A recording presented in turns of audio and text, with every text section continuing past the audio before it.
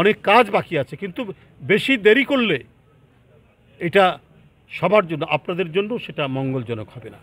এবং ওই ভিতরে যে চালের মধ্যে, ভাতের মধ্যে যে কালো কীটগুলো আছে, এটা খুব দ্রুত এগুলোকে বেছে না ফেললে পরে এটাও কিন্তু অন্তর্বর্তীকালীন সরকার এবং গণতান্ত্রিক শক্তির জন্য এটা একটা অশুভ বার্তা নিয়ে আসবে।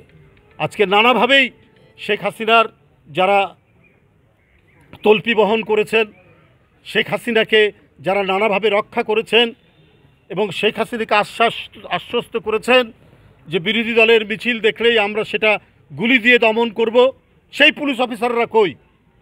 তাদেরকে এখনও আইনের আওতায় নেওয়া হয় না কেন? প্রত্যেকেই তো পালাতে পারেনি। যারা মুজিব কোড পরে আপনার প্রশাসন পরিচালনা করত, প্রশাসন মানেই তো নিরপেক্ষ, কিন্তু মুজিব কোড করে তারা দেখাতো যে আমি কতখানি শেখ হাসিনার আস্থাভাজন। এই করেই গোটা দেশের মধ্যে বিভেদ বিভাজন তৈরি করে গোটা জাতিকে একের বিরুদ্ধে আরেকজনকে লাগিয়ে রেখে শেখ হাসিনা ফায়দা লুটতে চেয়েছেন।